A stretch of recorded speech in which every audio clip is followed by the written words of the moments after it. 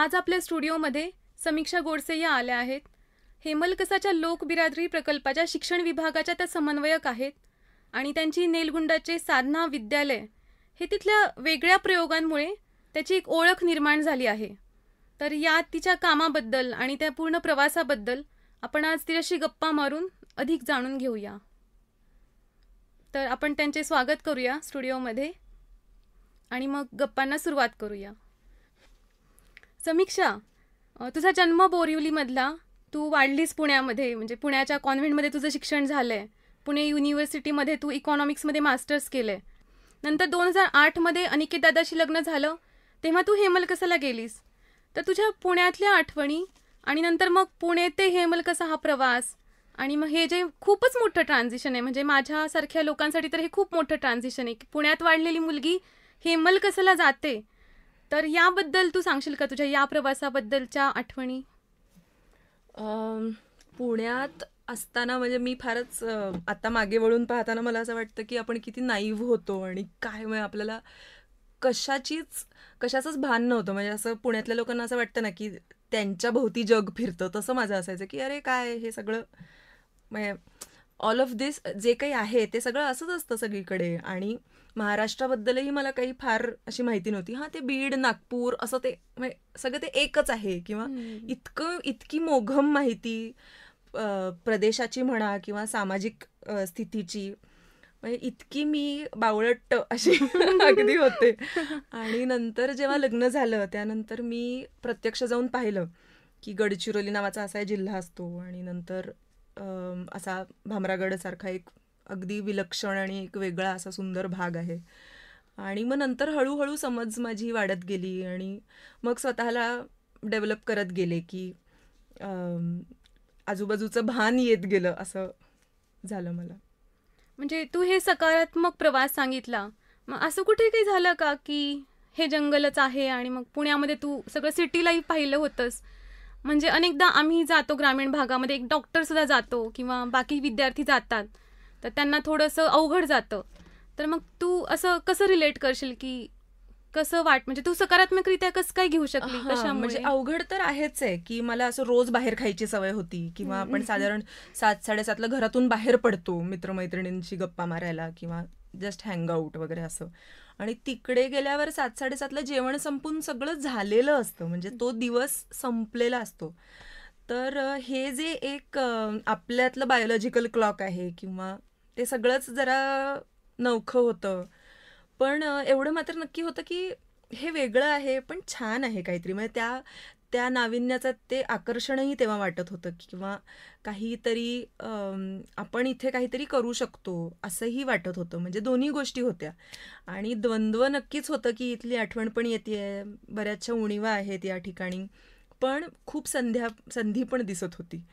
तर मग मला वाटतं की त्यावेळेला माझ्या आजूबाजूची माणसं, माझे घरातले आणि ह्यांनी मला खूप सकारात्मक सपोर्ट दिला आणि त्याच्यामुळे मला असं वाटतं की ते जे संधी आहे त्या जागेची ती मला जास्त खुणावत गेली आणि मी त्याच्या मार्गी लागले, प्रेमातच पडलीस मला वाटतं तू हेमलकसाच्या. नक्कीच अगदीच. आणि हेमलकसाला गेल्यावर खूप सारे क्षेत्र आहे तिथे, म्हणजे दवाखाना आहे तिथे, मग वन्य प्राण्यांसाठी काम होतं, शिक्षण क्षेत्र आहे. तर तू ते सगळं एक्सप्लोअर कसं केलं आणि मग शिक्षणाच्या क्षेत्राकडे तुझा प्रवास कसा काय वळला? म्हणजे मी मगाशी म्हटलं तेव्हा मी गेले तेव्हा मी अगदीच छोटी होते, त्याच्यामुळे काय करावं मला समजत नव्हतं. म्हणजे वैद्यकीय क्षेत्र तर नाहीच हे अगदी ठरलं होतं, कारण मला रक्ताची म्हणा किंवा त्या सगळ्या प्रक्रियेची स्टिचेस बिचेस असं मला भयंकर त्याच्या शिसारी येते अशी, मी काही ते करू नाही शकत. किंवा जर दुसरा कोणीतरी आजारी असेल आणि त्याचा रक्त वाहत असेल तर मला इकडे चक्कर येते, मी पडते बिडते वगैरे असं. त्याच्यामुळे ते तर नाहीच. प्राणी पण नाही, कारण मी शहरात राहिलेली आहे, तर मी फक्त कावळा आणि कुत्रा एवढे 2च प्राणी बघितले होते. त्यामुळे मग हे दोन्ही तर नाहीच असं होतं. मग कारण माझा अर्थशास्त्र हा बॅकग्राऊंड होता, तर मी काही सेल्फ हेल्प ग्रुप्स बरोबर काम केलं आधी, छोटं मोठं काहीतरी. पण मग ते काही मला जमलं नाही आणि मला असं वाटतं की आपल्या फेलियर्समधूनच आपण खरं तर घडत असतो. तर मला हे नाही जमत आहे हे मला आधी नीटचं समजलं आणि मग मी शोधायला लागले की मला काय जमू शकतं. आणि मग असं वाटलं की लहान मुलांसोबत काम करायला मजा येते, लहान मुलं आवडत आहेत आणि कनेक्ट होऊ शकतोय. त्याच्यामुळे मग तसं माझा शिक्षण क्षेत्राशी तसा काही संबंध नव्हता.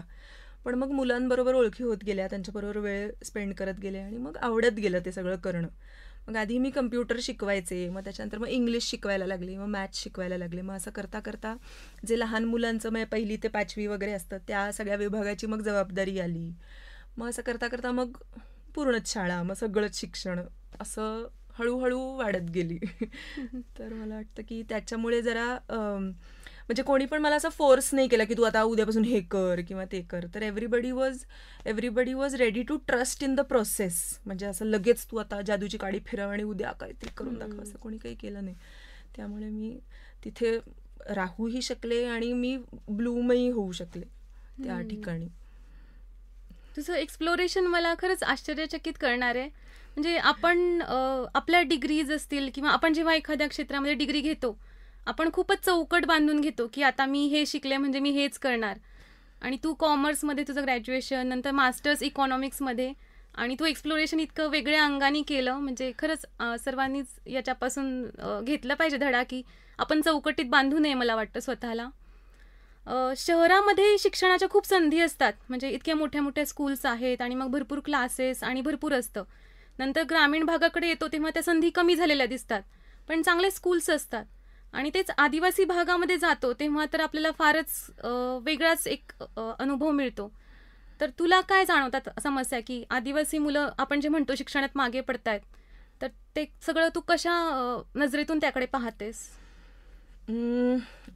सुरुवात करायची झाली तर मला असं म्हणजे शिक्षणाच्या बाबतीत मला असं वाटतं की सगळ्या प्रकारच्या मुलांनी एकत्र शिकणं हे खूप गरजेचं आहे. म्हणजे आपण हे जे केलेलं आहे की समाज कल्याणच्या शाळा वेगळ्या, आदिवासी शाळा वेगळ्या, तर त्याच्यामुळे होतं असं की ह्या पर्टिक्युलर समाजातली मुलं त्याच समाजामध्ये राहतात. त्यांच्या आशा आकांक्षा, त्यांच्या जे काही त्यांना चॅलेंजेस आहेत आयुष्यातले ते सगळ्यांचे सारखेच आहेत.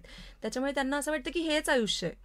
मग त्यांच्या पलीकडे जसं माझं झालं होतं की मला असं वाटायचं की पूर्ण हेच आयुष्य आहे. तर माझ्या पलीकडे पण काही अन्य लोक आहेत, वेगवेगळी भिन्न लोक आहेत आणि ते वेगवेगळं काहीतरी करतात हे माहीतच नसतं. तर ते एकतर एक्सपोजर ह्या मुलांना अजिबात मिळत नाही. त्याच्यामुळे तू पण पाहिलं असेल की दे आर नॉट व्हेरी असं त्यांना खूप काही मिळवायचं असतं आयुष्यामध्ये, असं ॲस्पिरेशन खूप नसते या मुलांची. तर ती का नसते? तर कारण काय एक्सपोजरच नाही, एकतर माहीतच नाही की असं करता येतं. ओके. त्याच्यामुळे मला असं वाटतं की पहिली गोष्ट हे जे असं पोलरायझेशन झालेलं आहे ते होऊ नये,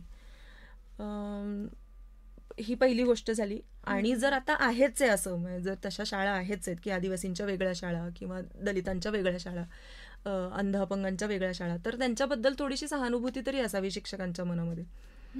आणि ते थोडंसं होत नाही. एक काही प्रेज्युडाईज घेऊनच गेलेले असतात शिक्षक की ह्या मुलांना ही अशीच आहेत किंवा ही मुलं ही अशीच करतील, ही मुलं अशीच रिॲक्ट होतील, असे काही ठाम प्रेज्युडाईज घेऊन गेलेले असतात शिक्षक शाळेमध्ये.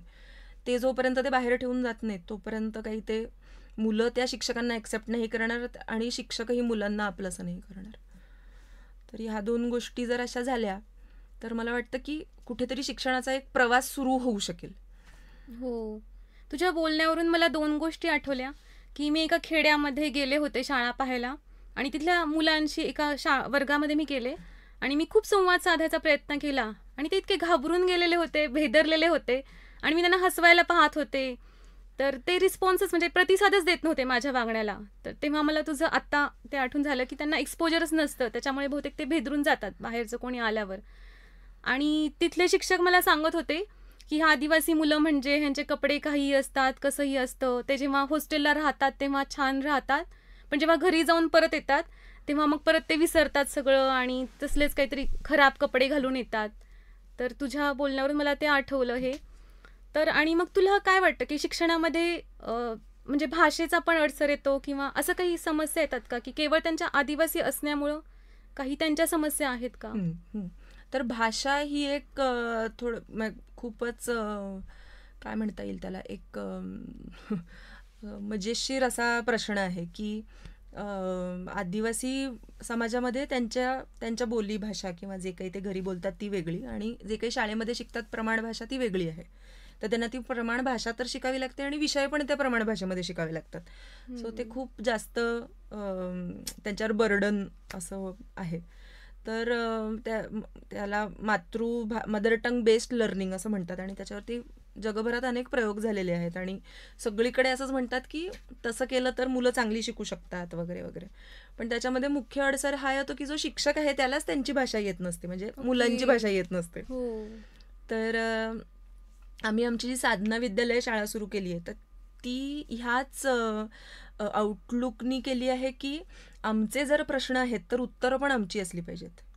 तर म्हणून तिथे जे काही कोणी शिक्षक आहेत ते सगळे आजूबाजूच्या गावांमधलेच आहेत, म्हणजे जे ते शाळेतली मुलं त्यांना बघतात रोज, तर त्यांना त्यांच्या सगळ्या भाषा माहिती आहेत आणि मुलांना जे काही प्रॉब्लेम्स येऊ शकतात, सो ते खूप असं थिअरिटिकली मदर टंग बेस्ड लर्निंग नसून ते खूप असं ऑर्गॅनिकली होणारी प्रोसेस आहे की ज्याच्यामध्ये खूप इझिली इंग्लिश टू त्यांची जी मातृभाषा आहे माडिया त्याच्यामध्ये स्विच होत राहतं. त्याच्यामुळे मुलांना एक तर तू म्हणालीस तसं भेदरलेपणा अजिबात नसतो, मोकळीक असते. शाळा हे दे बिलॉंग टू द स्कूल असं एक त्यांना वाटतं की ही शाळा आपली आहे, ही स्पेस आपली आहे, ही सेफ आहे असं त्यांना एक वाटतं आणि त्याच्यामुळे मग ते जास्त फ्लरिश होतात, बोलतात, चुका करायला घाबरत नाहीत. हे सगळ्यात महत्त्वाचं आहे, कारण कोणतीही नवीन गोष्ट शिकत असतो आपण तेव्हा अनेक गमती जमती, आपण त्याला चुका म्हणू की नाही मला माहिती नाही, पण काहीतरी गफलती अशा होत असतात आणि त्याचं आपल्याकडे इतकं अनफॉरगिव्हिंग नेचर आहे आपल्या शिक्षणाच्या त्या पठडीमध्ये की त्याला आपण लगेच लाल शाईनी असं एकदम क्रॉस आणि 0 मार्क वगैरे असं काय काय करतो. तर तसं न करता जर हां ठीक आहे तर ते असं जर करत गेलो आपण, म्हणजे त्यांना जर एनकरेज करत गेलो तर मग मुलं लवकर त्या गफलतींमधून काहीतरी चांगलं शिकू शकतात. तुझ्या शाळेबद्दल पण ऍक्च्युली खरं तर आम्हाला जाणून घ्यायचंय. म्हणजे मी नेलगुंडाला आले होते आणि नेलगुंडा खूपच आतलं गाव आहे, म्हणजे खेड आहे, तुटलं म्हणजे लांब आहे भामरागड पासून बरंच. मला आठवतंय तू आम्हाला नेलगुंडाला घेऊन गेलतीस, तो रस्ता खूप खराब होता आणि त्याच्यावर तू 4 व्हीलर खूपच भारी चालवली होती. मी एकदम इम्प्रेस झाले होते तुझ्यावर.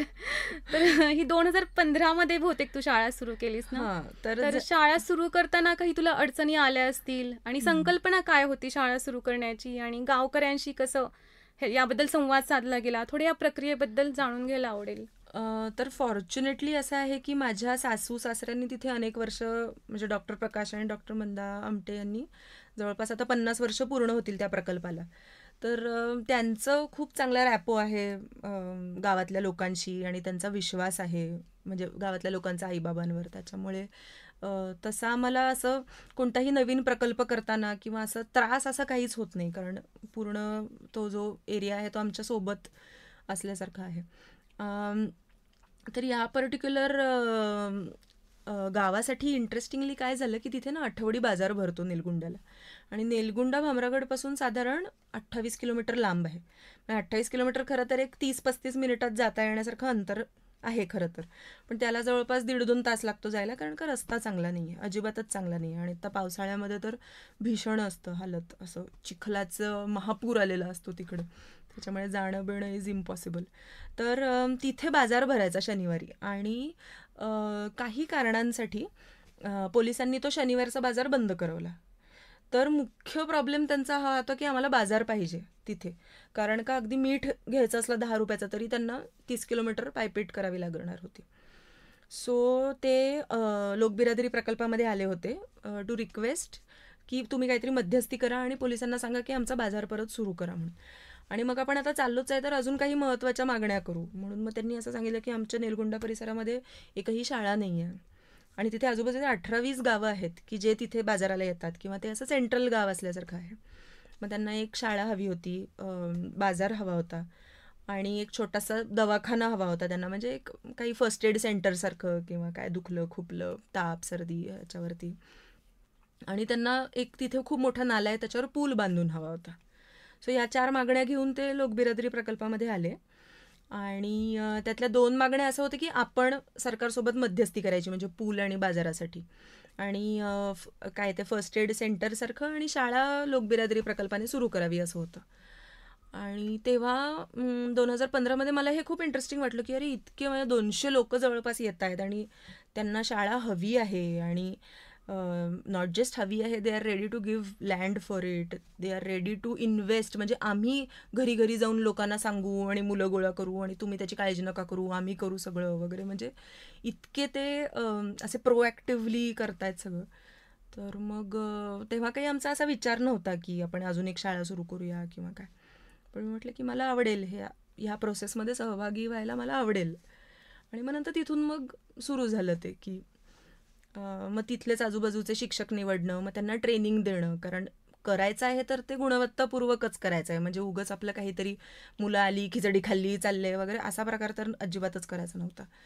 पण त्याच आजूबाजूच्या तरुण मुलांना घेऊन करायचं होतं. मग त्यांना ट्रेनिंग देणं आलं, मग त्यांचं एक्सपोजर आलं, त्यांची कॅपॅसिटी बिल्डिंग आली. मग ते सगळं त्याच्यामध्ये मग ते मी करायला लागले. आणि रोज जाणं तर मला शक्य नाही होत, कारण ते बऱ्यापैकी लांब आहे आणि माझी इतर काही जबाबदाऱ्या असतात. पण मग ही जी तिथे काम करण्यासारखे ताईदादा आहेत, म्हणजे आम्ही टीचर किंवा असं असं म्हणत नाही कोणाला शाळेमध्ये, सगळे ताईदादा आहेत आणि it is like a community. म्हणजे असाच विचार होता की जी शाळा होईल that will be an extension of home.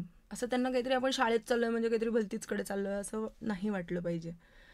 कारण तू म्हणालीस तसं की शाळा हा जरा निगेटिव्ह वर्ड आहे त्या भागामध्ये, की मग मास्तर काय करतो तर धुतोच किंवा नसतोच किंवा असं. तर गुणवत्तेचं बोललीस तू तेव्हा मला आठवलं, मी शाळेमध्ये जेव्हा आले होते तेव्हा तिथली छोटी छोटी मुलं पण इंग्लिश बोलत होती. आणि माझ्यासाठी खूप आश्चर्याचं होतं, कारण मला इंग्लिश बोलता खूप उशिरा यायला लागलं. म्हणजे 6वी 7वी मध्ये काहीतरी, 5वी मध्ये ABCD शिकून मग नंतर कधीतरी. तर मी खूप आश्चर्यचकित झाले. तर मला ते भाषेबद्दलच्या तुझ्या प्रयोगाचं मी ऐकलंय बऱ्याच लोकांकडून, तर थोडं सांगू शकशील का की त्यांच्या स्थानिक भाषा कुठल्या आहेत आणि तुम्ही इंग्लिश का निवडलं माध्यम म्हणून? हां, तर इंग्लिश मी तुला म्हटलं तसं की गावातल्या लोकांनी निवडलं की आम्हाला इंग्लिश मिडियमच शाळा पाहिजे, विच वॉज अगेन खूप इंटरेस्टिंग. की म्हणजे त्यांना त्यांच्या घराजवळ अतिशय चांगली शाळा अशी पाहिजे. आणि बरेचशा लोकांना त्याच्या बाबतीत थोडं हे वाटतं की का मराठी मिडियम नाही किंवा परिसराची भाषा मराठी आहे किंवा काय. पण मला असं वाटतं की वाय नॉट इंग्लिश, म्हणजे कारण ते गरीब आहेत म्हणून त्यांनी मराठीत शिकावं असं. कारण आता तर आजकाल सगळेच इंग्लिश मिडियममध्ये जातात आणि if they are choosing something, ते स्वतःहून जर चूज करतायत तर अर्थात under the pressure to climb the societal ladder, ते तर नक्कीच आहे. पण मग ते प्रेशर कोणी तयार केलं आहे? शेवटी शहरातल्या लोकांनीच ते प्रेशर तयार केलेलं आहे. आणि आता आपणच म्हणतो की नाही तुम्ही आता मराठीमध्ये शिका, असं ते जरा मला थोडं बरोबर वाटलं नाही. म्हणून मग इंग्लिश ही भाषा निवडली की इंग्लिश मिडियमच शिकूया आपण. त्यांना अवघड जातं इंग्लिश असं वाटलं का काही तुला, का नाही तसं? नाही असं काही नाही. आणि मराठी पण ते शिकतातच. आणि मग मी म्हटलं तसं एकदा मुलं रिलॅक्स झाली, एकदा फ्री झाली, त्यांना ती जागा आपली वाटली की मग शिकण्याचं असं प्रेशर येत नाही किंवा बर्डन येत नाही. किंवा आज नाही केलं पण उद्या तू कर, हे एक जर त्यांना सपोर्ट दिला आपण तर ते नक्कीच करतात. अवघड तर असं वाटलं नाही मला.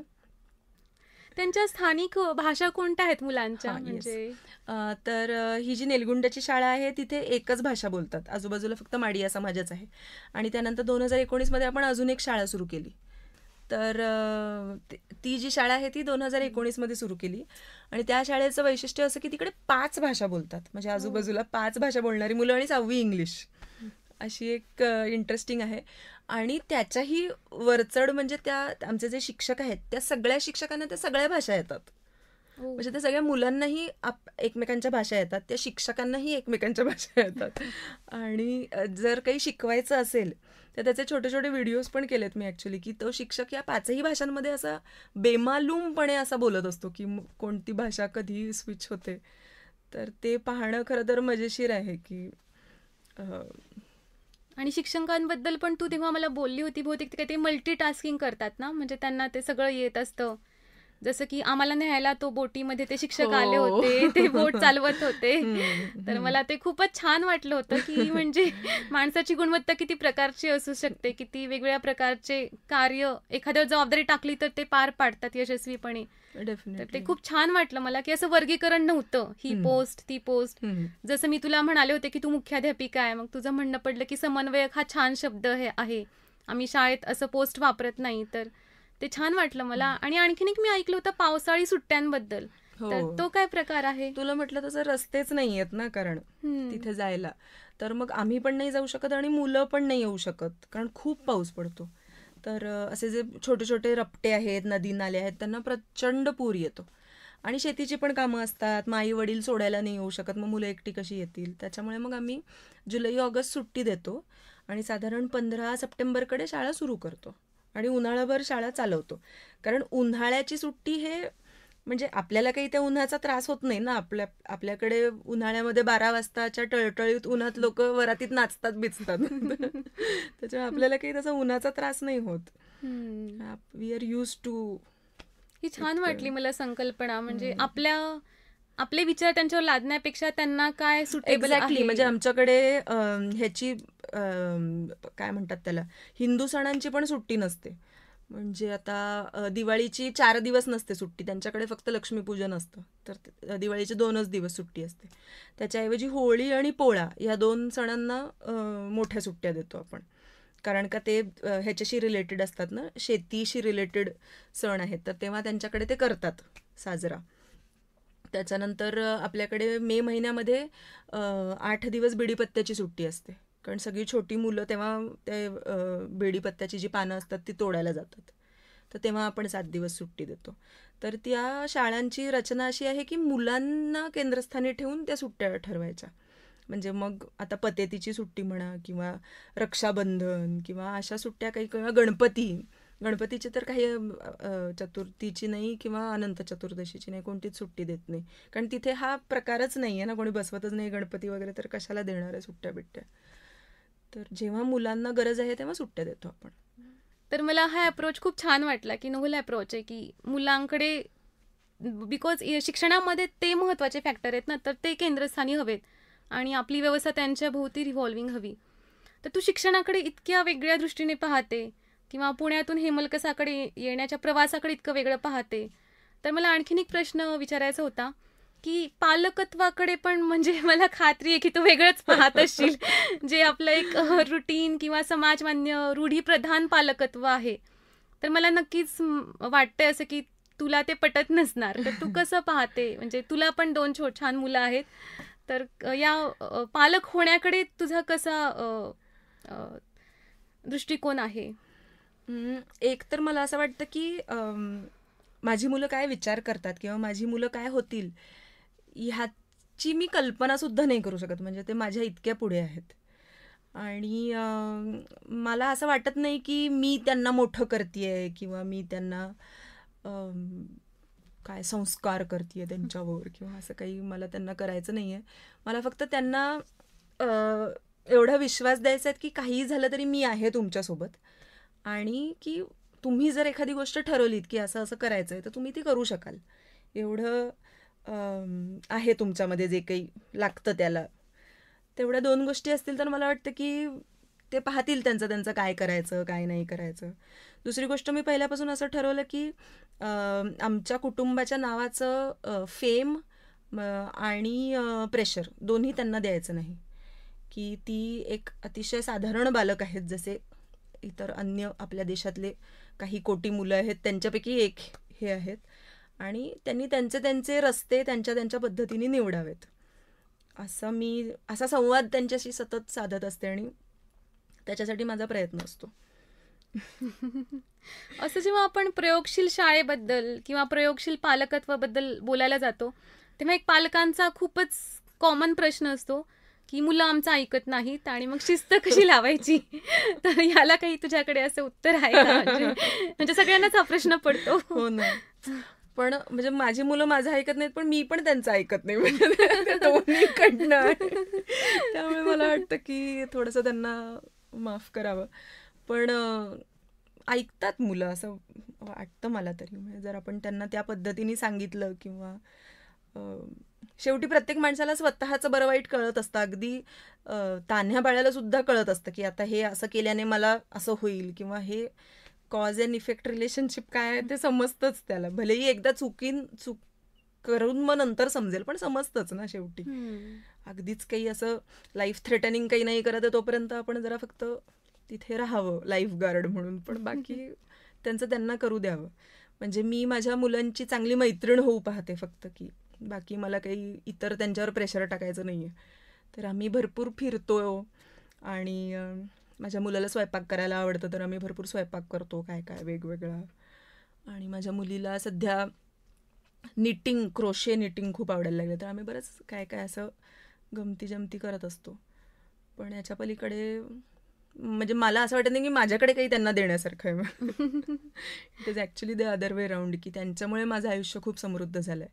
आणि तसंच म्हणजे की ह्या ज्या शाळेतली जी मुलं आहेत त्यांच्यामुळे सुद्धा माझं आयुष्य समृद्ध झालं आहे आणि त्यांच्यामुळे सुद्धा मी एक बेटर पालक झाले आहे आणि वाईस वर्सा, की माझ्या मुलांमुळे मी एक चांगली शिक्षिका झाली आहे, असं मला दोन्ही वाटतं. की हे सगळी मुलं माझ्या आयुष्यात आल्यामुळे मी ॲज अ पर्सन म्हणून पण खूप समृद्ध होत गेले. आता तुझ्या शाळेतून म्हणजे शिकून बाहेर पडलेली काही मुलं असतील तर त्यांचा असं काही अनुभव आला का की ते तुला येऊन म्हणजे परत येऊन भेटले किंवा असं काही त्यांनी शेअर केलं? तसे तर भरपूर, म्हणजे अगदीच आत्ता परवाच एका खूप आहेत, पण आता हिने कालच फोन केला होता, शनिवारीच फोन केला होता, आज सोमवार आहे ना, परवाच फोन केला होता म्हणून मला आठवतं आहे. ती इथे बालेवाडीला आहे, ती खेलो इंडियासाठी सिलेक्ट झाली आहे आणि तिने काहीतरी मुंबईला स्पोर्ट्स कुठले तरी होते, तर त्याच्यात तिला ब्रॉन्झ मेडल मिळाला. तर तिला मेडल डिक्लेअर झाल्या तिने मला फोन केला की ताई मला पहा असा असा मेडल मिळाला वगैरे. तर मला येत असतात मुलांचे फोन. खूपच छान वाटत असेल ना, म्हणजे असं खूपच छान. आणि इतक्या लहान वयामध्ये तुला म्हणजे असे अनुभव येत आहेत, ते मला हेवा वाटतोय तुझा की लहान वयातच म्हातारी झाली असं का काय? नाही म्हणजे लहान वयामध्ये तू इतकी आयुष्य घडवते. अगं नाही असं काही नसतं. उलट तिच्यामुळे आपल्याला हे वाटतं की अरे ती अशा गावातून आली, अशा परिस्थितीमधून आली आहे आणि इतकं तिने केलंय, आपण नाही करू शकत त्यांच्या एवढं. म्हणजे आता खेलो इंडियासाठी वगैरे ती वर्षाला 5 लाख रुपये कमवते मुलगी 11वीतली. आपण त्यांच्या पुढे काहीच नाही आहे, ते फार पुढची मुलं आहेत. आपण फक्त जे काही आहे आपल्याकडे सपोर्ट केला तर त्यांची उडी फार पुढे. तर तू या खेलो इंडियामधल्या मुलीचं उदाहरण दिलं, तर मी बिजापूरला पण असं पाहिलं की तिथे स्पोर्ट्स अकादमी आहे आणि तिथल्या आदिवासी मुलांनी प्रचंड यश मिळवलंय. म्हणजे नॅशनल लेवल, इंटरनॅशनल लेवलला पण ते पोहोचलेत. आपण जे म्हणतो ते मागे पडलेत, तर मला वाटतं की त्यांच्यात टॅलेंट आहे आणि ते हिडन आहे, म्हणजे आपण अजून ते शोधलं नाहीये. बरोबर.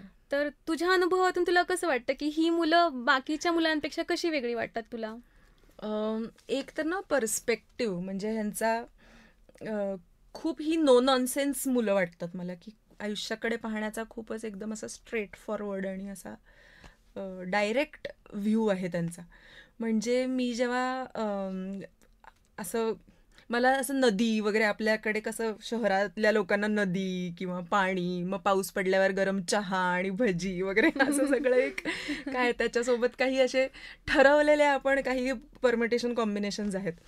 तर ते सगळं तिथे गेल्यावर एकदम असं शॅटर झालं. की आम्ही एकदा एक रायटर्स वर्कशॉप घेतला होता, की असे विषय द्यायचे मुलांना आणि मग त्यांना गोष्टी लिहायला लावायच्या किंवा काही जणांना चित्र काढायला लावायचं, रेखाटन करायला लावायचं किंवा असं काहीतरी.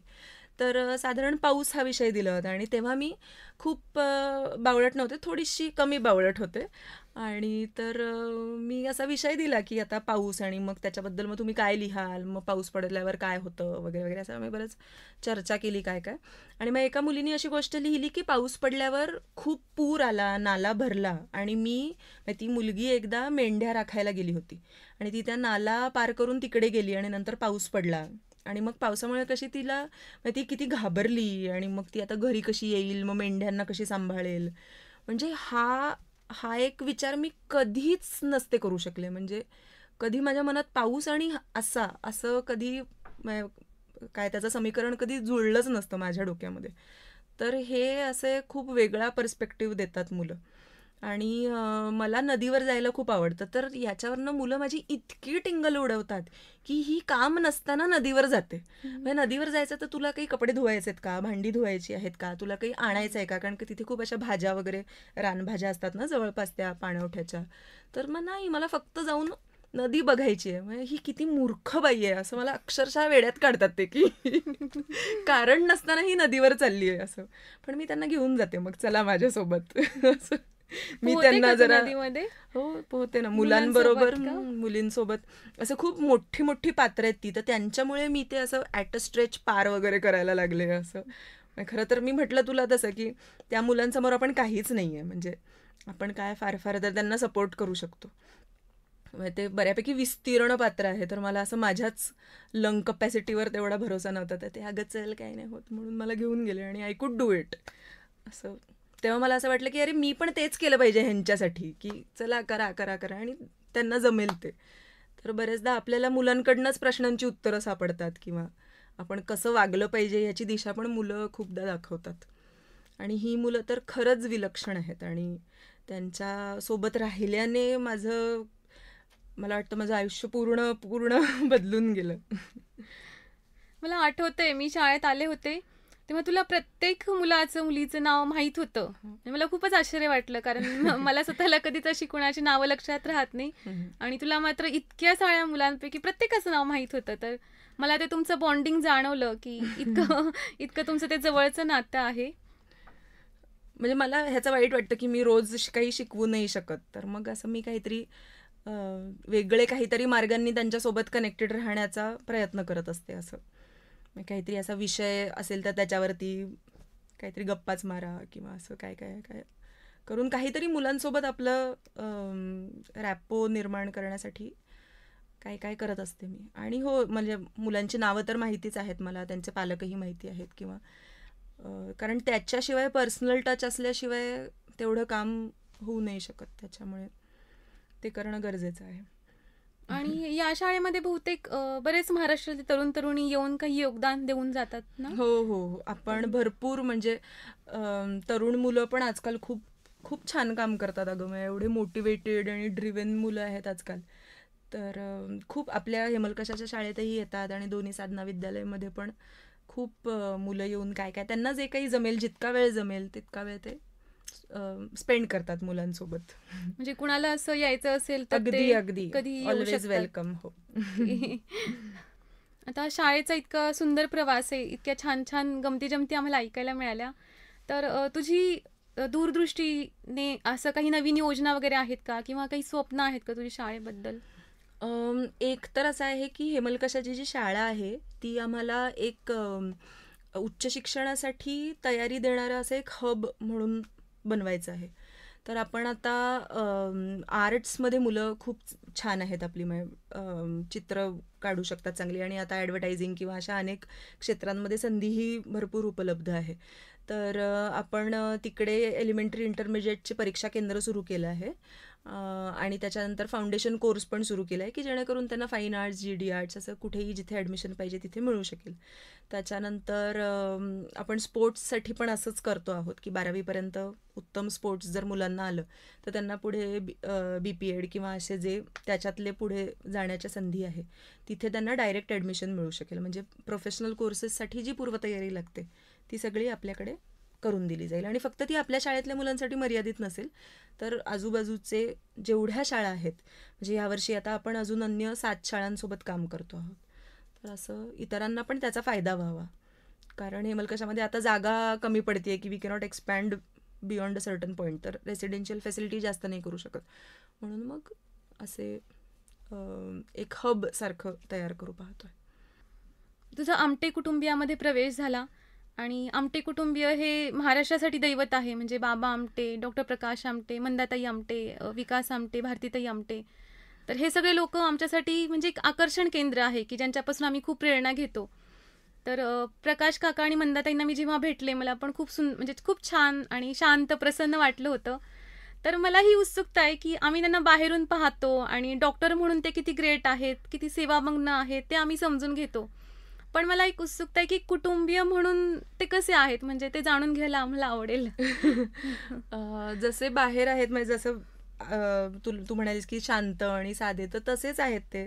आणि खूप संवेदनशील ते त्यांच्या पर्सनल आयुष्यामध्ये आहेत, म्हणूनच कदाचित ते कामामध्ये पण तेवढे संवेदनशीलता त्यांनी दाखवली असं वाटतं मला. जसं बाबा नेहमी सांगतो की जेव्हा ते लहान होते तेव्हा आनंदवनामध्ये आजीच सगळं काम करायच्या आणि त्यांना काही तसं मदतीला कोणी नव्हतं. त्या एकट्याच, म्हणजे दूध काढण्यापासून जे काही 8-10 पेशंट्स होते त्या पेशंट्सचे कपडे धुण्यापासून स्वयंपाकापासून सगळं आजींना करावं लागायचं. आणि मग अशा वेळेला जर कोणी पाहुणे आले किंवा त्यांचे असे काही फरमाईशी असायच्या की नाही आम्हाला असं नाही चालत, आम्हाला अमुकच पद्धतीचं पाहिजे, मग त्याचा आजींवर काय अजून ताण पडायचा ना, की ऑलरेडी एवढं काम आहे त्याच्यात हे अजून. तर मग तेव्हा त्यांनी लहानपणीच ठरवलं की मी कधीही कुठे गेल्यावर असं करणार नाही की माझे स्वतःचे काही वेगळे अजेंडे लावणार नाही. तर मला वाटतं की ही खूप मोठी गोष्ट झाली ना, इतक्या बालवयात आईचे कष्ट पाहून असं वाटणं आणि ते करणं फॉलो आयुष्यामध्ये. म्हणजे खूप खूप साधे आणि सगळी कामं स्वतः करणारे असे ते दोघंही, आई आणि बाबा. आणि मग त्यांची सून होण्याचं म्हणजे काही तुझ्यावर प्रेशर येतं का, किंवा तू कशा पद्धतीने ते घेतेस? म्हणजे काय प्रेशर तर नाहीच, कारण का ते देत नाहीत आणि मी घेतही नाही, त्याच्यामुळे अजिबातच प्रेशर नाही. उलट म्हणजे माझं खूप छान ट्युनिंग जमतं त्या दोघांशी. आणि माझे आई बाबा असल्यासारखेच, म्हणजे मी काही असं कधी मला वाटत नाही की मी त्यांची सून आहे. म्हणजे अगदी मुलगी असल्यासारखंच तेही वागवतात आणि मी पण त्यांच्याशी तसंच काय वागते. त्याच्यामुळे असं खूप असं मला कधीच नाही वाटलं की हे कोणीतरी काय हो, तू वेगळे मगाशी आहेत त्यांना किंवा आई बाबा म्हणत होतीस, म्हणजे त्यातूनच मला जाणवलं की तुमचं किती बॉन्डिंग स्ट्रॉंग आहे. मला वाटतं की आपण शेवटच्या प्रश्नाकडे येऊया. जे समीक्षाचा प्रवास आपण छानपैकी जाणून घेतला आणि तिचा भरपूर वेळ घेतला.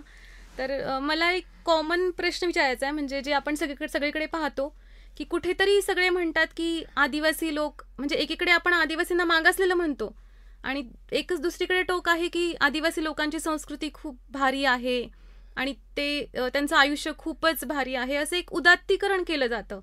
आणि मग त्यांना तुम्ही विकास का पोहोचवताय त्यांच्यापर्यंत, किंवा त्यांना तुम्ही विकासाने हे करताय, म्हणजे डिस्टर्ब करताय, करप्ट करताय. हां, तर अशी पण एक विचारधारा आहे की त्यांचं उदात्तीकरण करायचं आणि त्यांच्या समस्यांकडे एकदमच दुर्लक्ष करून टाकायचं. तर या दोन टोकांमध्ये तू कुठे, म्हणजे तुला काय वाटतं याच्याबद्दल? मला असं वाटतं की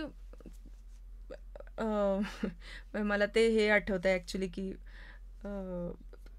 खूप जनरलाइज्ड कॉमेंट्स करतो आपण की हां आदिवासी ना, मग त्यांचं असंच असतं, किंवा ते त्यांच्याकडे काय असं स्त्री पुरुष अशी समानताच असते आणि त्यांच्याकडे तर काही जो काही प्रॉब्लेम आहे ते त्यांच्यामध्येच मिटवून टाकतात, किंवा त्यांचं सगळं मस्तच असतं, ते काय जंगलामध्ये फिरणारे लोक, ते काय जंगलाचे राजे बिजे, असं आपण खूप, मला असं वाटतं खूप वरवरचे कॉमेंट्स आपण करत असतो. आणि ते काही म्हणजे त्यात काही गंमत नाही आहे असं काही. ते खरं आपण जर बघायला गेलो तर ते इतकं गुंतागुंतीचं आणि इतकं क्लिष्ट आहे सगळं की ते असं काही वाक्यांमध्ये किंवा काही प्री कन्सिव्ड नोशन्समध्ये सांगण्यासारखी पण गोष्ट नाही आहे ते, कारण का ते हजारो वर्षांचं साचलेलं काहीतरी आहे आणि त्याच्यावर अनेक बाजूनी वेगवेगळे प्रेशर्स पडत आहेत, कारण का आता इन्फॉर्मेशन इतकी इझिली अवेलेबल आहे की it is a very complex thing, म्हणजे की त्यामुळे असं खूप जनरलाइज्ड कमेंट्स काय त्याच्यात आपण त्याच्याबद्दल बोलूयाच नको, की ते मी रद्दबातलच करून टाकते अगदी. पण मी असंही म्हणेन की त्यांचा जो आउटलुक, जो अप्रोच आहे आयुष्याकडे, तो खूप आपल्यापेक्षा वेगळा आहे. म्हणजे खूप संचय न करणं हे एक मला फार महत्त्वाचं वाटतं, की नाहीतर आपण खूप 40 वर्षानंतरचं 50 वर्षानंतरचं रिटायरमेंट, आपल्यानंतर मुलांचं वगैरे असं काहीतरी खूप अगम्य अशा फ्युचरमध्ये बघत असतो आणि त्याच्याबद्दलचे प्लॅन्स करत असतो, ॲज अपोज टू ते असं नाही करत. आणि तर ते एक मला खूप इंटरेस्टिंग वाटतं. दुसरं असं वाटतं की कलेक्टिव्ह काय म्हणता येईल त्याला, की एक हा जो एक हे आहे ना त्यांच्यामध्ये, की मी आज तुला मदत करणार विथ द हेल्प, की तू मला उद्या मदत करशील. म्हणजे ते माणसांमध्ये इन्व्हेस्ट करणं जास्त पसंत करतात, की जसं काही अडीअडचणीला मदत करणं. आणि ते मदत तर मला तू आवडतेस म्हणून मी तुला मदत करणारच, पण त्याच्यामध्ये एक अनसेड करार पण असतो, की मला जेव्हा गरज असेल तेव्हा तू मला मदत करायची, असं. तर ते जे अप्रोच आहे आणि तो खूप लहान सहान गोष्टींमधून दिसत असतो, तो मला खूप आवडतो. आणि मग त्याच्यामधून मला वाटतं एक सोशल नॉर्मलसी पण येते, की सगळेच जरा चांगले वागतात मग एकमेकांशी, असं. तर ते एक मला खूप इंटरेस्टिंग त्यांच्यातलं डायनमिक्स वाटतं. आणि दुसरी गोष्ट म्हणजे हे आदिवासी फारच जेंटल आहेत. म्हणजे मी असं कधी पाहिलं नाहीये की ते फारच एग्रेसिव्ह झालेत आणि काय मुडदेच पाडलेत वगैरे, असं काही कधी. म्हणजे मूवीज मध्ये कधी कधी तशी इमेज दाखवतात त्यांची, की हिंसाचार वगैरे तसं. तर असं काही मला कधी वाटलं नाही. तर समीक्षा, मला नक्कीच वाटते की खूप साऱ्या तरुण तरुणींना आणि सर्वच लोकांना या प्रकल्पाला नक्कीच भेट द्यायला आवडेल, तुझी शाळा पाहायला आवडेल. तर त्याची माहिती कुठे मिळेल? ज्यांना कोणाला भेट द्यायची असेल त्यांनी वेबसाईट बघावी. आपली वेबसाईट आहे संस्थेची. त्याचं URL आहे www.lokbiradariprakalpa.org. त्याच्यावर बघू शकतात. आणि तिथे सगळंच कसं यायचं किंवा काही महत्त्वाचे फोन नंबर सगळे त्या वेबसाईटवरती आहेत उपलब्ध. तर ज्यांना कोणाला यायचं त्यांनी नक्की या. तुमचं स्वागत आहे. तर समीक्षा, आज तू वेळात वेळ काढून आज स्टुडिओमध्ये आली आणि तुझा हा इतका सुंदर प्रवास आम्हाला या मुलाखतीतून सांगितला, तर त्याबद्दल कर्तव्य साधनातर्फे तुझे खूप खूप आभार. थँक्यू. धन्यवाद.